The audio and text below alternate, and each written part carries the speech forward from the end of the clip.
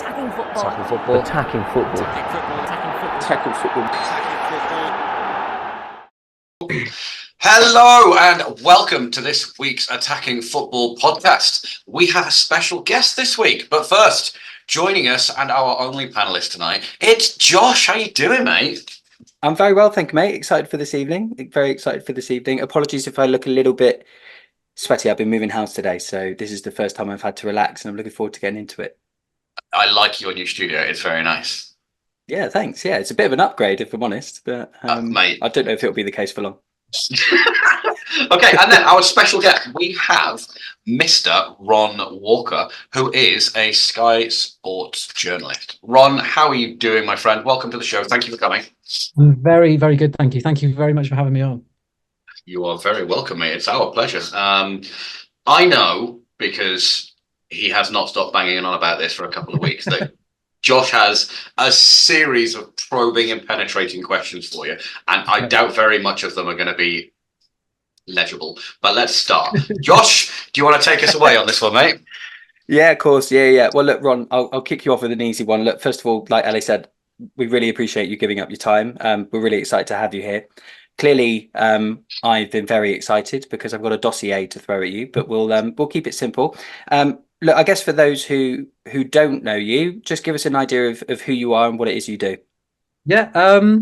So my official title at work is digital football journalist, which on the surface sounds like I just write for the website, which I did do for a fair few years. But it's quite a good organisation, Sky, in terms of giving you opportunities to do things here and everywhere. So I do quite a lot of podcasting now and a little bit occasionally of TV stuff, but that's the nut that's like hardest to crack, because funny enough, the people that work in TV quite enjoy working in TV. So edging your way in isn't the easiest, but yeah, it's a bit of a mishmash of everything. Well, look, it sounds like it's fun, and look, you know, doing a bit of podcasting, you're preaching to the converted here, right? So yeah, we're all about that. So happy to have a professional on. If you want to give us any hints and tips as we're going through, then please, by all means, mate. I'm taking notes for the next podcast I'm doing. So yeah. Look, if it's negative, we'll wait till afterwards, and then you can give it to us in a constructive manner. Before we get into, I guess, the nitty gritty of I guess how you ended up at such an organisation like Sky Sports, what I want to know is where did your love for, and I'll broaden it out a bit, I guess, sport in general, because I know you're quite a keen runner, right? So where did your love for sport begin, and then, you know, did you land on football, or was it always football from the start? I think it began, I can remember it quite clearly. Like my best mate at primary school was a big Chelsea fan. And I'd never really had an interest in sport when I was growing up, because my parents aren't particularly interested in it at all.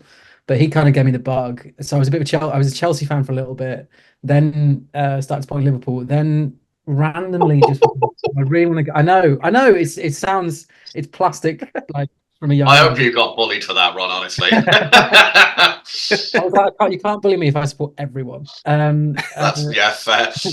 So yeah, convinced my mum to take me to Bristol City, because we were playing. They were playing Southampton, who were then like Gordon Strachan's Southampton in the in what was then the Worthington Cup in about 2003, and like went there. It was a sellout crowd, like James Beattie and Kevin Phillips and all those players from back then. I think like Neil Lennon and people like that probably played, and I got the bug seriously then. Got a season ticket there, and then that was it. That was it for football. In terms of journalism, I think that's just something that's kind of been on the cards a bit longer than that. I when I was thinking about coming on here, I remembered something I'd completely forgotten. Like when I was about 5 or 6 years old, I made like a little, in some kids equivalent of Microsoft Word, like this one-page newspaper for my parents, which I think my mum still has somewhere at home. And obviously at the time they were like, "Oh, this is fantastic." And I've read it since, and it's barely legible. But I mean, some people would still say that about what I do now. But I mean, I think the book was there from a very young age, and yeah, it was always going to end up in some respect or something similar to this. But I'm really glad it has. Did you go to university? Please tell me. I did to do mechanical engineering, actually. Of course, the old mechanical engineering journalism switch.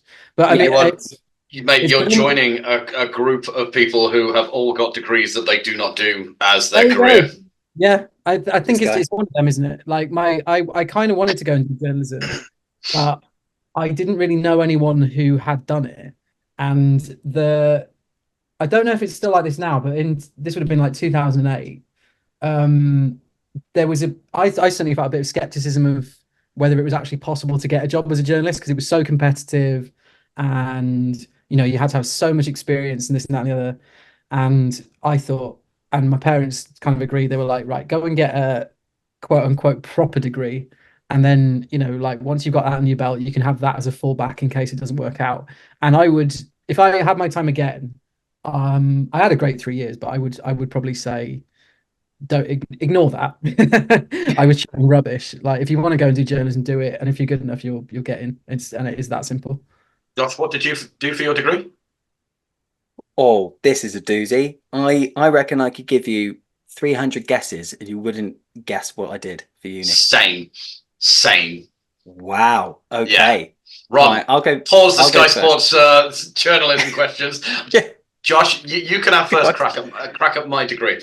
All right. So it depends on who I'm speaking to. Okay. So if I'm speaking to people who I feel, I don't know, need to hear that I studied music at Southampton, to them, I studied music at Southampton.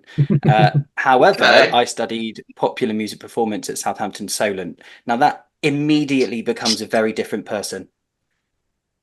Yep. That face is, yeah, there you go. New age hippie stuff. Sounds like a really fun degree.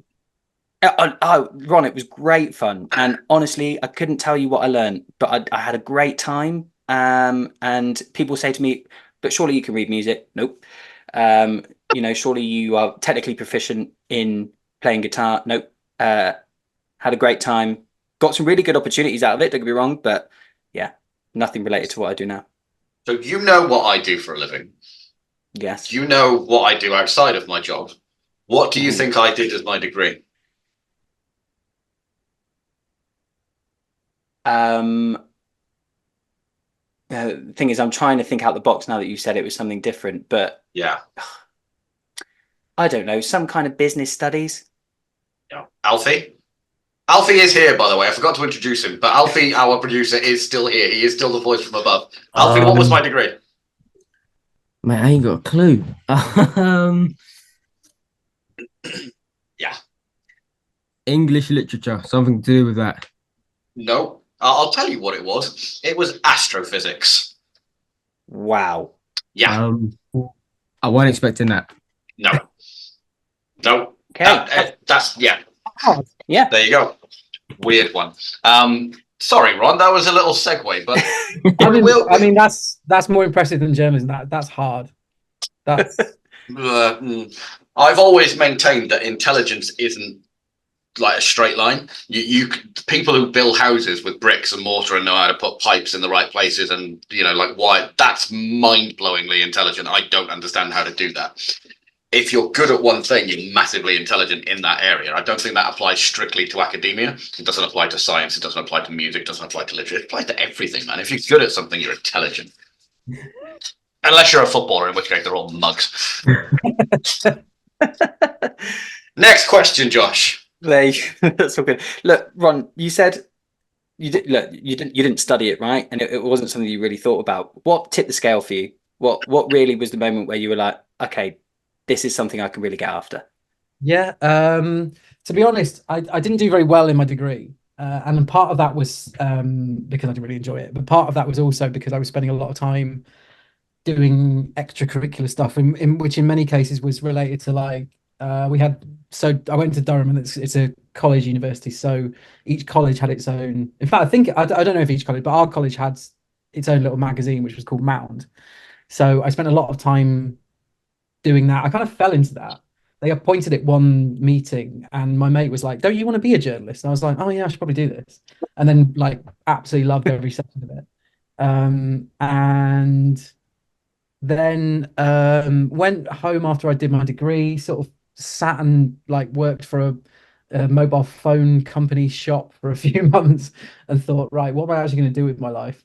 Did a couple of months of work experience at this local radio station in their news desk, and had like the time of my life. They were really understaffed, and this is actually a really good opportunity for people, I think, if like you have got the capacity to be able to go and work for free, which I know not everyone does, but sometimes you will get really good opportunities because they're so short staffed. Like I was there about a month or two, and they sent me out to interview Nick Clegg, who was at the time deputy prime minister. wow. Nice. When they asked me to do it, they were like, "Oh, no one from the office can go. Can you go?" And I tried to obviously style it out and be like, "Yeah, I can do that."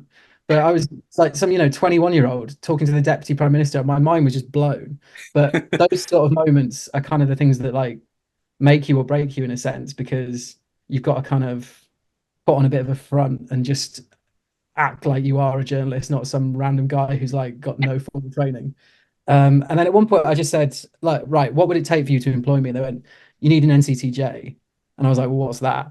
And it turns out it's basically sort of the diploma.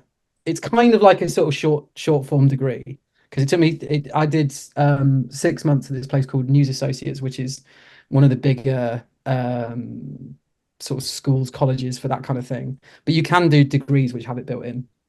And yeah, once you got that, I'm not sure. This was 11 years ago, so I'm not sure if it is as relevant as it used to be, but that is a really good place to start. And once you've got that, then you can certainly like your CV will go higher in any journalism or like newspaper job that you apply for. Yeah, brilliant. Well, look, that's a great top tip to have, right? And I think that probably leads me on to what your top tip would be, but I think we've probably covered that already. Look, just as a slight, I'm just because I'm completely intrigued. What sort of journalism were you doing at Mound?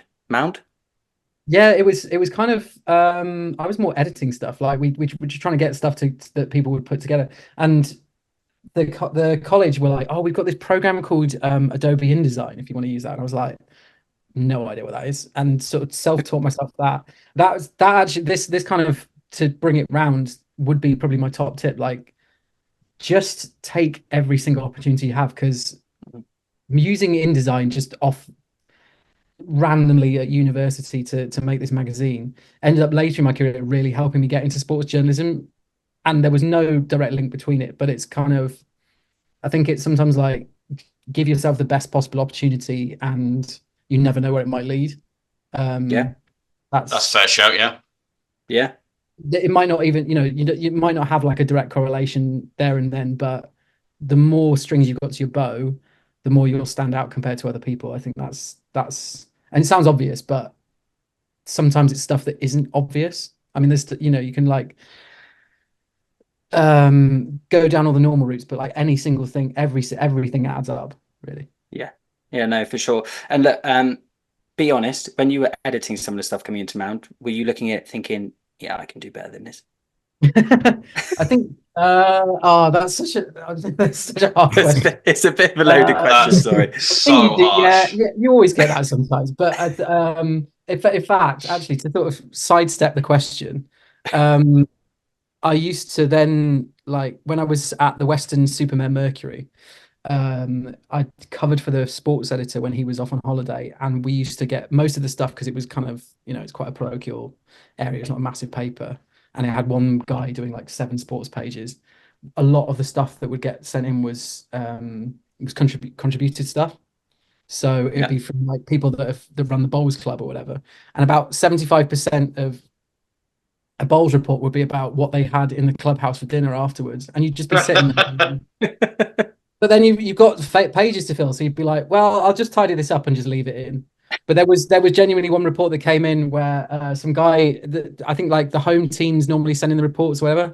So it was quite a like high level football match in the local area, and they were like, oh, the referee gave a decision to such and such team, and then literally in the middle of the report just put in brackets #dubious, and I was like, well, okay, this was like 21st century reporting ahead of its time.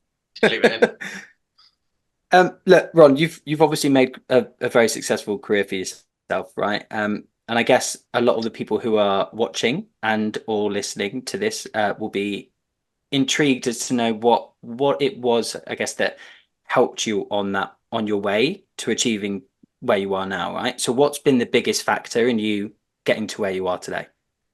I think it's going to sound really cliche, but a lot of it is being in the right place at the right time. Mm-hmm. There's been certain striker. things. Yeah, exactly. Yeah. don't worry, there's plenty more football cliches where that came from. Oh, good. So I think like that thing about sort of learning how to use that InDesign's is sort of layout software that you can some newspapers use to lay out their pages. That then helped me get the extra little role. I was working as a news journalist at the Western Mercury, and then when the sports editor used to go on holiday, then I told my editor, I was like, oh, I know how to use InDesign, so I can help lay out the pages. So I got that extra gig, for want of a better word. Then if my editor at the next paper is listening, then I'm sorry, but this is the first time I've sort of admitted this openly. I then in my CV said that I was deputy sports editor, which was Wow. technically not true, but We're stretching a little bit. Yeah. And that's why you're a journalist. There we go. Yeah. That's said to my then editor, would you, you're on my you're my referee, would you back me up if a reference comes in? He was like, yeah, of course I will. So then got a job covering Watford at the Watford Observer, who were then in the Premier League as well. So that was a massive jump, and I was quite lucky to get that. But then so that was my first experience really of live blogging, and I live blogged pretty much every game they did for 18 months. Then went and got the interview at Sky, which I was never expecting to get an interview for, because it's Sky Sports, and it still feels like that. It's still a bit of a pinch me 6 years on. And in the interview, they were like, oh, can you live blog the last 15 minutes of this game, just to sort of test out your suitability for that side of the role, because it's quite big at Sky. And the fact that I'd got that experience really helped. So, that was just purely from having done it already. So that's the rolling live text, isn't it? The live commentary of a sporting event. Yeah, like you get on the it's similar to the BBC, but I think we do a bit more minute to minute. Theirs is a little bit more opinion based. Yeah, they'll have more sort of, here's such, so and so from Five Live. And it also helped that I'd been to it was a League Two playoff semi-final. I'd been to the final, so I knew that the team that was going to win won. So that helped. But yeah, so it's sort of incremental stuff. But like I said before, sort of just making sure that you have all those little skills, and you never know when they're going to come up, and it might not seem obvious at the time, but basically just anything that you can do that seems remotely potentially applicable or relevant, do it, because you never know when it might be helpful. So on that then, with I guess the jump, that's two big jumps, right? For a minute I thought you were going to tell me that they gave you a Watford game to do, and I was like, well, that seems a little on the nose. On the nose, yeah. A lot of stats, I guess. Yeah. But look, I guess with those two big jumps, and especially with the Sky Sports News one, because you had that experience from Watford, is that what set you apart in what I assume would have been a large field of applicants for a job with Sky Sports, right? Because like you say, to I guess most people, but certainly to us on this podcast, I think we see Sky Sports, as kind of the pinnacle, right? You turn on TV for a live game of football, it's Sky Sports more often than not. Yeah. So what do you think set you apart? Because I might be wrong, but it can't have just been your experience live blogging. I assume there would have been others. I think it was. I still work with the two people that employed me, and I've never sort of had the balls to specifically. That just in case it was a mistake, or like. Yeah. Just in case they sort of, we thought you could do with it. They might watch the podcast, mate. So I think me being from a newspaper background, I think helped, because there wasn't anyone else on the team at the time who'd sort of work closely with like agents and players and things like that, because there's a lot of people that come from the Daily Mail and places like that, and then you are doing a lot of good coverage, but a lot of it's quite distant. So you're not going to a huge amount of press conferences, you're not going to a huge amount of live games, you're not going to a huge amount of interviews and things like that. So I think having those sort of boots on the ground thing that you get with newspapers, and not so much with, not necessarily like the national newspapers themselves, but sort of the website sides of them, where it's a lot more office based and things like that. I think that probably helped. And then the live blogging did help, but I think that it's probably a mixture of those things, because it was something a little bit different to the people who were on the desk at the time. So I know it's not football related, but Jeremy Clarkson is one of the country's premier newspaper columnist as well as TV personality. He always credits his journalism schooling from working at the local newspaper in Rotherham and going from fate to local fate and writing just stuff that he wasn't interested in. But he said he really earned his bootstraps from doing that kind of stuff, and it really prepared him for what he went on to do later on in journalism. Do you think that's is that what you were getting at there? Yeah, 1,000,000%. Actually, you've just reminded me of something. When I was doing my course, we got a couple of guests, like lecturers, in for a couple of different things. There was a guy who now works at the Associates called Graham Dudman, who I think was like managing director or something of the Sun at the time. So, and like, no matter what you think of the Sun, I mean, he's got credentials in journalism. Yeah. And he actually came in to talk about the Sun's graduate scheme. But then he did a little Q&A at the end, and he was like, and they were like, someone asked him, look, would you say it's better to go straight into a national or a local? And ironically, considering that he was trying to get people to go into this grad scheme, he said, oh, I went into a local and, like, you know, did all the parochial stuff like you say Jeremy Clarkson did, and, you know, got up close and personal with like parish councils and, you know, people that bring in like random stories about tractors and things like that. And like, and he actually was like, I think that built me as a journalist, which almost sort of defeated the point of applying for the Sun. But I think like he was bang on, because I would have at the time come out of journalism school and be like, oh, I'd have loved to go to a national, and don't get me wrong, if an opportunity come on, I would have done it. But I think the grounding that I got from working in local news and then local-ish sport, because I don't know how much you can call the Premier League local, but as in for a local paper, was really helpful. And yeah, you get sort of up close and personal with it. And then I feel like you just, you know, it's like anything. If you kind of throw yourself into it, you just learn probably as much as you could ever learn. Nice. What would you say has been the biggest challenge for you on your road to where you are? Oh, that's a good question. I think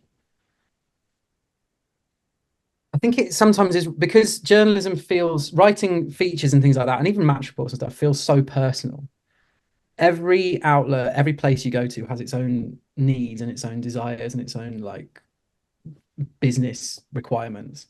And it's really hard, I think, and I think a lot of people find this, to balance that against something that has your name on it. Because what you want to write and what they need is not always the same.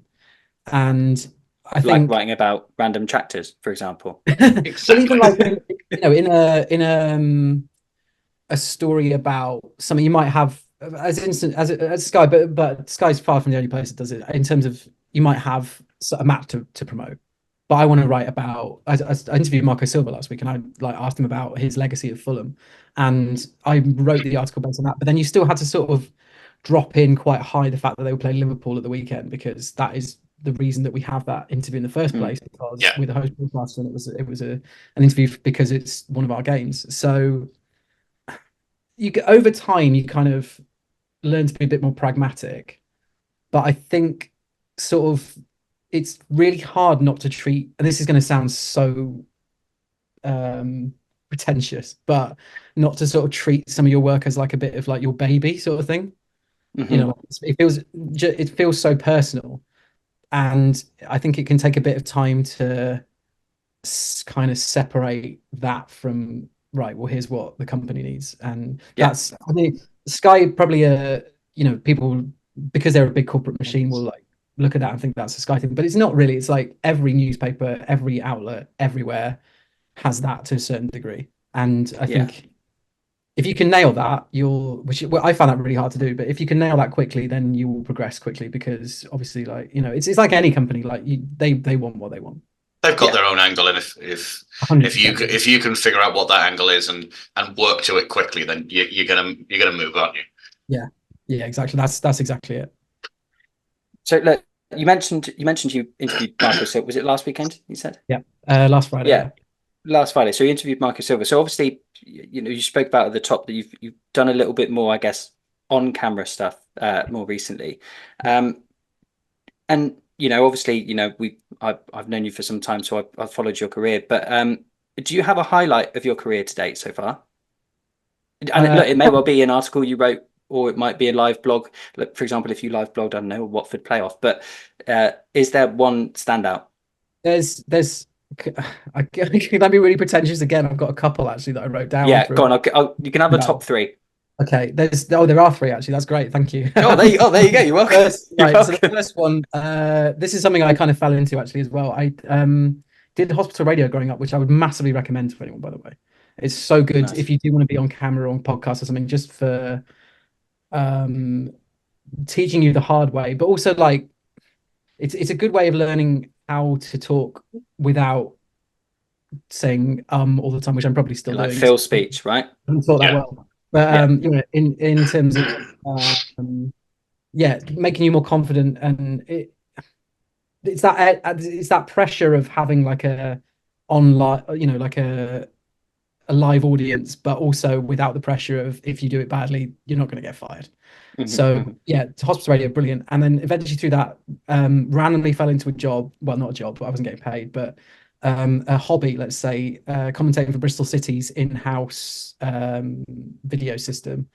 And luckily, the year that I sort of started doing it every weekend was the year that we got promoted from League One 9 years ago now. And we got to the Johnson's Paint Trophy, as it was then, final at Wembley, and commentating there for the in-house. Oh, yeah, wow. It wasn't anything special I'd done specifically to get to Wembley, but because we had such a good season, I was up there on the gantry with like all the cameras and the other TV people from Sky and so on, and that was a massive pinch me moment. And I can would imagine. be shocked if that's not the only time I commentate at Wembley in my life. But, and it is Bristol City against Walsall, but it was unbelievable. It was just the most incredible day. Yeah. It was like it was one of those moments that's a bit like a fever dream. You're just like, I can't quite. When you look back at it, is it all kind of like blurred around the edges? Yeah, one massive. of those. Yeah, it all sort of pales into one that whole weekend, because we went up on the Saturday and stayed on Wembley Way, which the club played for, which was really good of them. And yeah, it was just, it's one of those things. Like if I went, you know, it's one of those moments where you go back and if you said to yourself as a kid, oh yeah, you'll be commentating on that match, you'd be like, yeah, okay. Like, yeah. It's just mad. Right. The second one, this is a bit more sort of detailed, but I thought it might be like a useful insight as well into what it is actually like to get like a line on a player transfer. So the Watford Observer, they signed this guy called Roberto Pereira, who you may well not remember. Many people don't outside of Hertfordshire. But they signed him from Juventus, so it was quite a big deal at the time. And he was an Argentina international. And it was kind of the first time I'd been thrown in the deep end in terms of actually like putting together a transfer story. And you can easily get hit by just going, here's what such and such outlet says, or like Total 90 Football or something like that.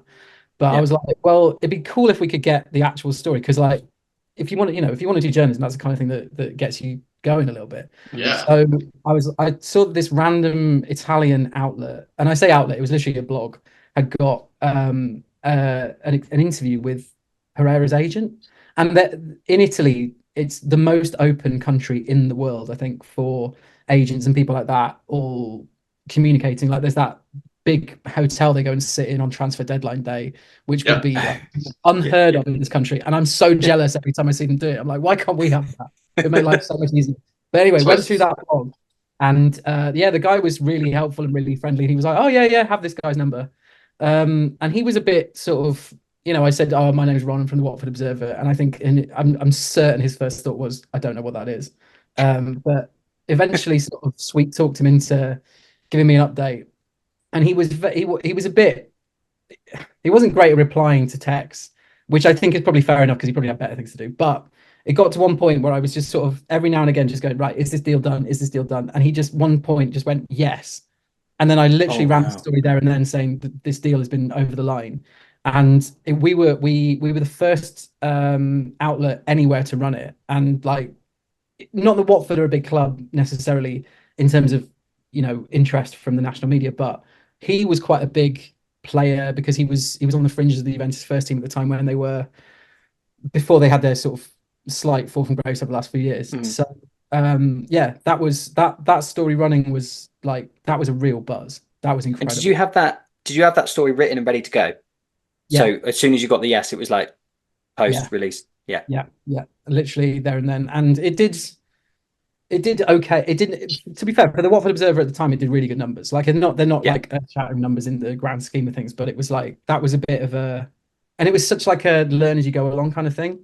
I think it's the sort of thing you could do like 3 years of a sports journalism degree, but it's not until you actually get put in that position, because there isn't like a, oh yeah, well, you go to this agent and then they'll say this and then this will happen. Like, there isn't a set way of it happening.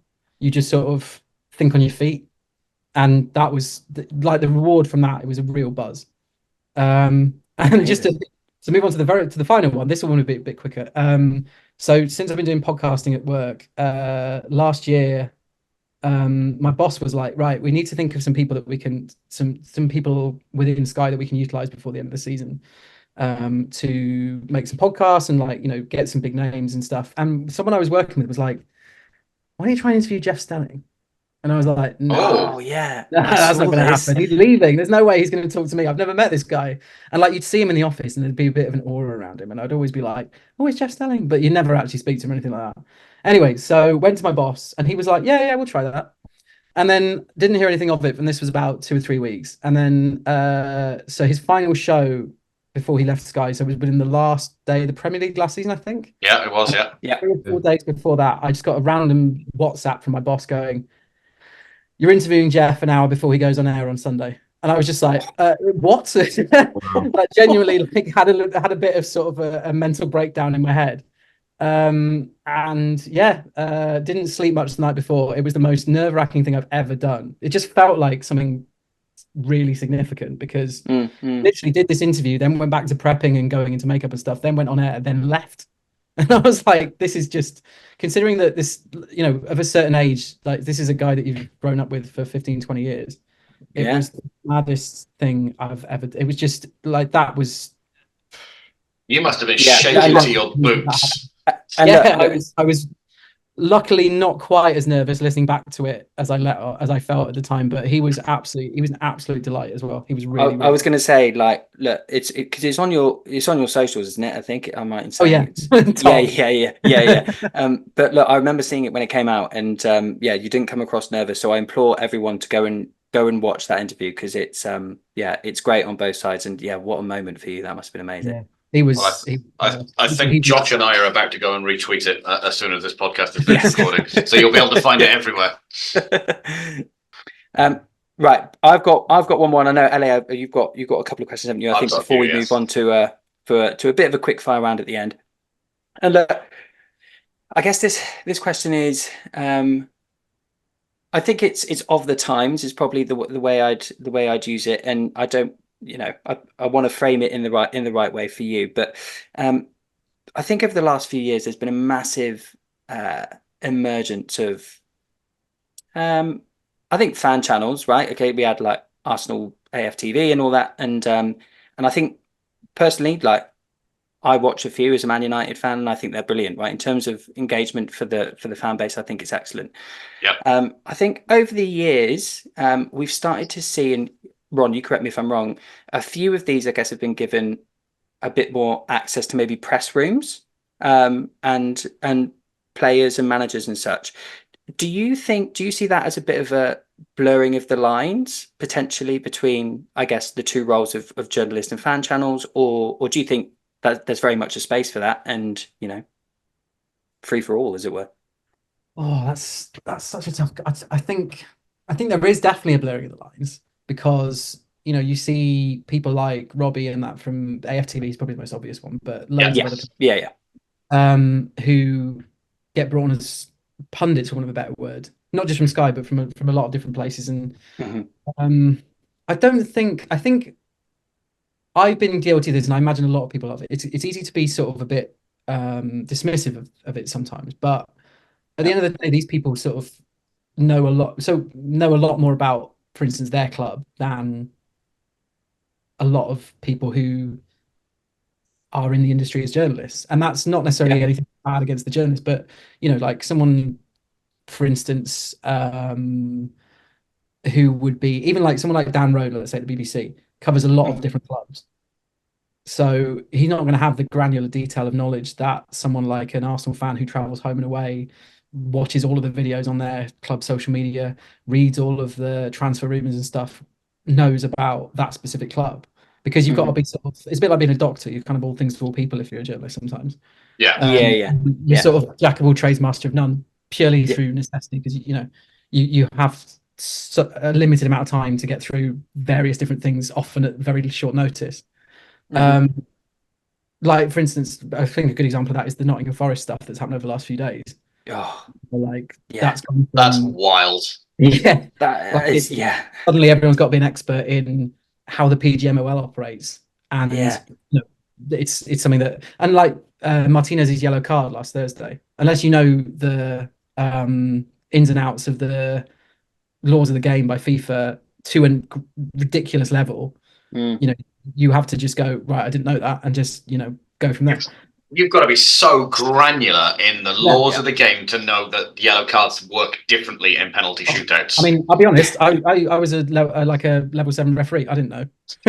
Wow, really? I mean, it's one of those, like, there's in the back of the laws of the game back then, I don't know if it's the same now, but there was a few like, oh, here's what happens in like weird different situations. I think the technicality there is that the game is technically over at 120 minutes, isn't it? So the actual result of the game is a draw, and then the progression is then done by the penalty shootout. But I said wow then, as if like any of us knew that rule. Well, you were a level 7 referee, you didn't know that. We didn't know. We had no idea that you were a level 7 referee. But I mean, it's you can kind of.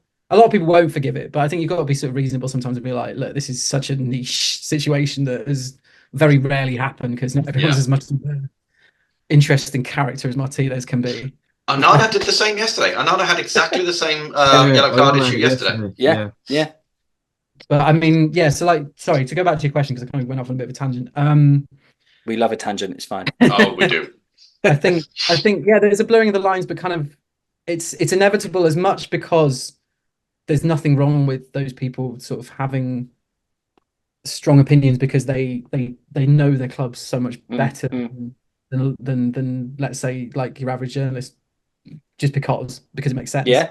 But also, the rise of social media and so on gives them prominence they wouldn't have had before anyway. So those lines kind of, the linear, as in TV journalism, isn't as exclusive as it was, because ever since YouTube existed, those lines have been naturally blurring, not just in football, but everything. Of course. There was something else I was going to say. No, I think that's it. No, that's brilliant. I vote we move on to something a little bit sillier now. We've done the serious journalism stuff. For those of you guys who are watching, listening, who really want to go into journalism, some fantastic insight there from Ron in how to go about it. And even if you decide to go and do a degree in bioaquarianism, you can still end up actually being a journalist. But I want to do some more silly stuff. So brilliant. My first question, Ron, is can I get a reduction in my Sky fee, please? Because it's really expensive. Can you help? Is there family and friends? We'll talk afterwards.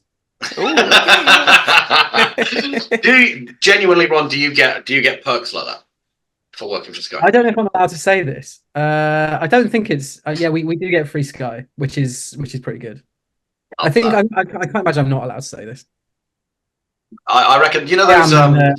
You know what? We'll find out. We will find out. Yeah, we'll find out. So those guys in shopping centres, they've got like the Sky TVs, and they stand there and they're trying to sell you Sky. They told me that they don't get free Sky. So they might not actually work for Sky. I don't know. That's true. They could be. Anyway, it's a good way. It's a good way of getting out of getting sold stuff when you're walking through the shopping centre. You're like, no, I'm one of your colleagues. I shouldn't have said that. That's a terrible thing. No, I work for Sky. Thank you. I know Jeff Stelling. Right. Next question. Do you get to see the exclusives before they go out on the Sky Sports breaking news? The big yellow ticker on Sky Sports News. Do you get to see those kinds of breaking news stuff before they happen? Sometimes, and it depends on if there's an embargo on something. So It's not the most exciting one, but I remember this afternoon, Barnsley emailed us and it went around to the distribution list about the fact they were sacking the manager. It came in about 10 minutes before it went out, and that will happen sometimes. And you might get a steer potentially that, I don't know, someone like Klopp's leaving, although that literally got dropped on us, the Jurgen Klopp stuff. Really? I don't know this for sure, but I feel like Liverpool got told, right, we know that he's going to leave, and we're going to, some newspaper, I'm not sure which one, but one newspaper would have run it, and that's why Liverpool then took they were like, right, we're going to be the ones to get this one out. They want to take the lead on it. Yeah, well, they did that press conference for him for the Norwich FA Cup game, and then like literally 24 hours later, they did another press conference allowing he was leaving, and it was like, this is a bit weird. So it felt like very hastily done. Didn't Trent, in an interview with Gary Neville the other day, say they found out as it was going out on Sky Sports News? He was in the room with them, telling them that it was about to break on Sky Sports News. Yeah. That's crazy. So it really, like, sometimes you're caught completely on the hop. If someone, for instance, if it's a manager under pressure, you will have stuff prepared because it's just contingency. Not because you've got any kind of steer, but you're like, right, if, I don't know, Eric Ten Hag gets sacked tomorrow, we want to be ready because it's quite a big story. I was just going to do Ten Hag. It's quite telling that is literally the person you went for straight away, right? I don't know anything. No, I know, but I just mean it's the nature of where he is in the frame of his job, right? I think that says quite a lot. But yeah, no, it's I've always wondered what goes on. You know, when you watch Sky Sports News and you've got people in the background, like working away. That is my office. Those people in the background. That's okay. So I just wondered if they were like paid extras or whether that was like a. Can we apply or what's the deal? There will be occasions when because we've got it's on in the office everywhere. So you'll be stood at someone's desk and then you'll just see on their TV and you're like, oh yeah, that's me. That's my bum. I'm leaning over that desk. You're like, oh my, it's not great if you've got a bald patch. I tell you, it doesn't. I've got quite a big one actually, so it would be ideal for me. It looks great. With you, lads. Oh, thank you, mate. Thank you. Alfie, you've got all this to come, my friend, as you get older. I've got a few years. Moving on. So, attacking football is a relatively young journalistic enterprise, right? We are not Sky Sports News. We're not BBC News. We're not. We're new, we're young, we're fresh, we're vibrant. But myself, a few of the other journalists who work for Attacking Football, we have some sources at some football clubs, and occasionally we do get some really interesting exclusives. And there is always that little tiny wincy bit of doubt of, do I want to run this story? Because morally there may be some, do you know what I mean? And is this person telling me the truth? So I have a source at a football club. They're saying to me, right, this is what I heard in the boardroom. This is true. And I go to the three owners of this website, Paddy, Dylan, and Scott. I've got this. Can we run with it? And it's a conversation, right? Do you have the same kind of journalistic standards? Or what kind of approval process do you have to go through? If, like your story about the Watford player, how many hoops do you have to go through before you get to publish that as a confirmed breaking news story or as an exclusive? That's a really good question, because I think it depends depending on where you are, and it depends. This is not me speaking from experience, but just speaking from other people and people I've worked with and different organizations. I think sometimes it's a bit of not, again, sounds wrong, but it is a little bit like that in terms of you might run something that you're not necessarily sure of, but you think, okay, well, if I run this, then this might be beneficial for the stories I want to run next time. I might get better insight. This person might be like, oh, I can trust them. And then they will sort of put you on their, I don't know, trusted list or something. So this doesn't sound great for the integrity of journalism, but I think it's the same as any organization in any business. And this, I'm not speaking for Sky here, by the way. This is just more generally. I mean, double sourcing stuff is always great, but that's not always possible. I mean, for that story that I referenced about Roberto Pereira, I'm not sure. I could have gone to Watford, but I think I did go to Watford, but I'm pretty sure they were no commenting stuff at the time. Yeah. And sometimes you can go with something, and you might go to a club and you might be like, if I were to say such and such. How would you deny that? And if they go no, well, you're like, well, that's probably good enough for me. Yeah. So I mean, there's a Right, lot of yeah, okay. really there is game playing actually. Probably gaming, Yeah. game playing is probably the best way of describing it. So I think it varies from place to place. Obviously, integrity wise, the better you can source something, great. I don't think you see something like a David Ornstein coming out without 2 or 3 different sources, because if he writes something, you pretty much know it's happening, right? Like he's like, Yeah. Yeah. Yeah. and I know he works for the Athletic, but I don't think that's a secret. Yeah. Yeah, there's stuff like that, and I think the BBC are because they're the BBC, they want to be they want to be the gold standard as well, so they might not get stuff first. That's another thing, actually, a consideration. There's certain outlets there where like they'll definitely have stuff first. It might not be the most accurate, but it's probably going to get good numbers because people click. Yeah. That was going to be kind of leading into my next question. Actually, is the balance between being first and being right, because sometimes the two overlap. You can be first with some pretty accurate information, but you don't get the whole of the truth. Or much like the BBC, they are never first with anything, but 100% of what they say is pretty. They report on the news. They don't report on what they heard, right? Yeah. Which leads me into and you brought it up, is your Fabrizio Romano's, your what's his name from the Athletic? You David just mentioned Ornstein. him. David Ornstein. Yeah. There's this new kind of generation of social media journalism as opposed to corporate journalism. Fabrizio Romano is a bit of a nomad. He doesn't really work for one specific entity. He's not a Sky Sports journalist. He's not an Athletic journalist or the Times. He kind of works across a different spectrum, but he made his entire career from one transfer way, way, way back in the day in Italy, and he became the gold standard of truth on social media. And people will be much more like, I see it on Sky Sports News tweets. So-and-so is leaving this club and joining this club. And underneath it is just thousands of people tagging Fabrizio and saying, I don't believe it until he says it. Where do you stand on this? Is that where journalism is shifting towards? Is it more beneficial to be in the know, like Fabrizio Romano, who has all of the sources on the planet, or is it more beneficial to be on the corporate side of things? We have regular paycheck as a journalist, but you're not necessarily in that place of enlightenment when it comes to information on what's going on. It's a really hard balance to strike, because I think there's not, if there were like 100 Romanos, then everyone would lose interest in him. Yes. The fact that him and David Ornstein, the fact that we're name checking those two is kind of a sign of how few and far between of that ilk, of that, because he's the story maker, isn't he? It's not because like you say, he's a nomad. It's Romano. It's not the Athletic. It's not Sky Sports. It's BBC. He's his own brand, isn't he? Essentially. Yeah, and that's so rare. So I don't think there's much room necessarily for sort of that to exponentially grow, because that would dilute the whole exclusivity of people like him. But they're good fun.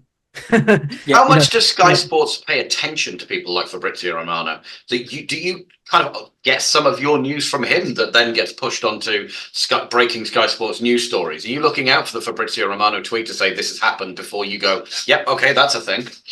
I think it varies from thing to thing, because we obviously like try and get our own exclusive, and a lot of our reporters are based in different parts around the country. Like Rob Dorset, for instance, will be a lot of the East Midlands stuff, so he's been stood outside the city ground and stuff like all day today, doing stuff for Sky Sports News and getting both sides of that story. But then the minute if there's something that comes in, it'll always get run past the news desk, and then we'll go, right, we've either got a line on this, or we're going to try and find a line on this, or we can we've got this thing for the website, at least, called the Transfer Centre, which is one of the best read things all year. I think that's almost like our USP to a certain extent.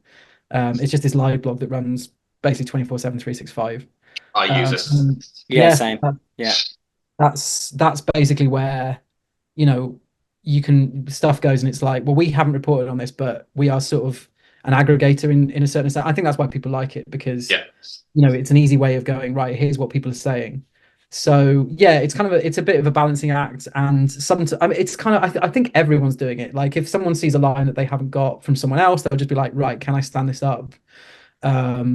and so you're not always going to be first to everything, but yeah, you might end up running a story based on your own sources, but you've only gone to that source because you're like, hang on, is this true? I heard And that, then yeah. and then they say yes, and then you're like, right, okay, we'll get our own line on this. So yeah, it's there's only a finite number of stories, and not everyone can be first every time. So it's very much kind of toing and froing, I think, on that.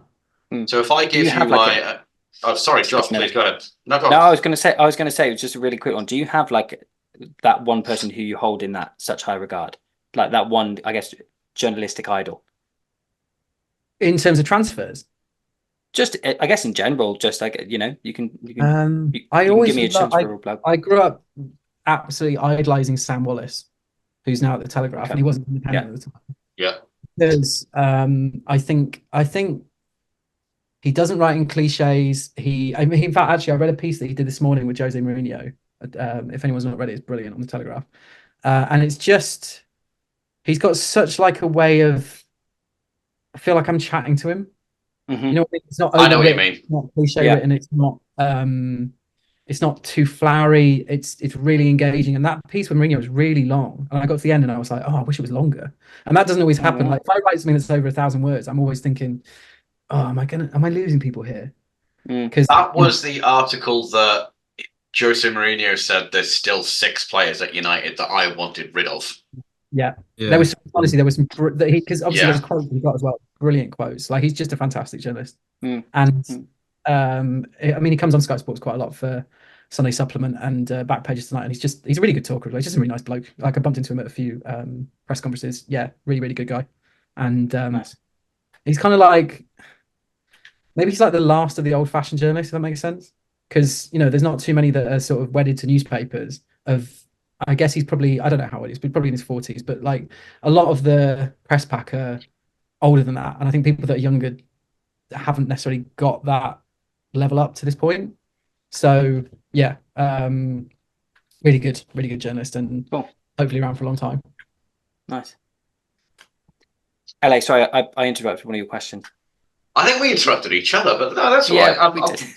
Yours was quite a good question, mate. Mine's just going to be stupid because that's what I bring to this podcast. What I was going to say is, if I give you my Attacking Football email address, when that breaking news story comes in that goes to the news, can you just forward it?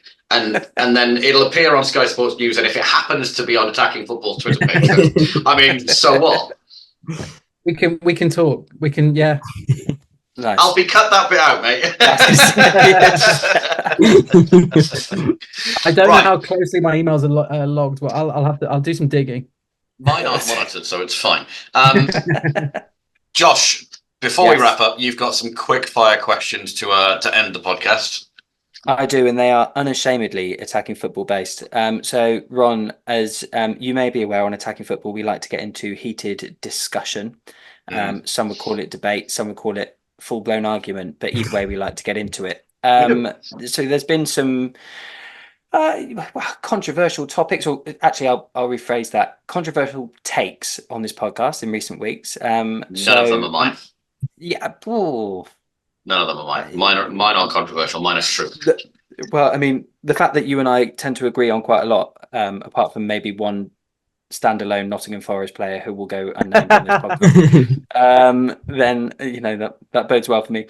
So, look, Ron, I'm just going to put a couple of things to you, and then I'm going to finish off with just a couple about you and your career, and then we can set you free. So, as quick fire as we can, is Saka world class? Yes, but I don't think he's as irreplaceable for England as he is in Gareth Southgate's mind. Oh. Controversial. Okay. Okay. I'm going to leave. I wouldn't be too bothered if he didn't start on the right wing at the Euros, but I think he will, and I'm not against that. It's just that's it. Basically. If he's world class, he starts. You don't have world class players Yeah. that don't start. We had this argument. Okay, next. Okay. Kobbie Mainoo, should he go to the Euros? Yes, but not sure about starting him in the big games. Who But would you play start? Who does Rice start? and Bellingham have nailed on starters in the midfield Yeah. for Good England, question, right? actually. Whoever goes as another number 6, I just don't really like mine. It was a 6. So I think you wouldn't. if you give Bellingham that freedom, I think you want two sort of more defensive-minded players, or maybe Rice is the 8 because he's kind of played more like that at Arsenal this season, haven't you? So I don't know. It's hard now that Phillips is probably Stupid. not going. Yeah, I don't Now know. that Phillips It's a is, tricky one, that. yeah. Who's going to win the Premier League? And with a heavy heart, Man City. Oh, I've got nothing against Man City. It's just boring. yeah, we look, all have something against Man City, so it's fine. yeah, I'm not going to say what I was about to say. Yeah, I'm going to leave that there. Who's going to win the Champions League? Another boring answer, Real Madrid. Yeah, I mean, the minute that went to a penalty shootout on Wednesday, it was like, yeah, they're going to win. yeah. A couple of weeks ago, though, who would it have been? A couple of weeks ago, maybe Man City. I think if they got through, they'd have been the best of them. I think they would have beaten Bayern over 2 legs. And so anyone in the other half, who's it? Is PSG against Dortmund. Yeah. Yeah, I mean, you put Man City in one off, I'd back them. Yeah. Okay, last couple. This one's, I guess, going to be a little bit more. I don't like to use the word serious because I don't like to think myself a serious person. Look, you mentioned you started off, I guess, doing hospital radio with Western Superman, Mercury, and all of that, and you've worked your way through to obviously your stellar career where you are now. Do you have an end goal or an achievement or somewhere you want to end up to? Like, do you want to migrate into the more on camera stuff? Is that? Yeah, definitely being on. I've kind of got the bug. I mean, it's one thing. I've said this a few times. It's one thing getting paid to sit and write about football, but getting paid to talk about it is literally just. I mean, that's like getting paid to go to the pub. It's unbelievable. Yeah. So yeah, that would be the dream. That's probably the hardest thing I could have picked, I think, in football journalism, because there's more writing jobs than there are, and there's not many writing jobs, but there's more writing jobs than there are on-screen jobs. So yeah, it's tricky, but I'm slowly working the way in, and we'll see where it goes. You're doing a good job so far on what we've seen. And last one, if you could interview one sports personality, past, present, or future, who would it be? I feel like this. I've gone a bit cliched again here, but it was Brian Clough, and that is because I think he's a bit of a good shout. I don't think that's as cliche as I don't think that's an answer you'd get as often as you'd think. I think there's a lot of journalists who wouldn't want to, and maybe I wouldn't want to be. I might regret it if this actually happened, because he used to like tear John. He was frosty, yeah. But I think that it would make you a better journalist because you're always on your toes a little bit, and that if he doesn't like your question, he's going to tell you. And I think even if I had a terrible interview with him, you'd learn a lot from that. Yeah, for sure. He just buried the interview. Because he doesn't mince his words, did he? So no. Yeah. Oh no, that's a great pick.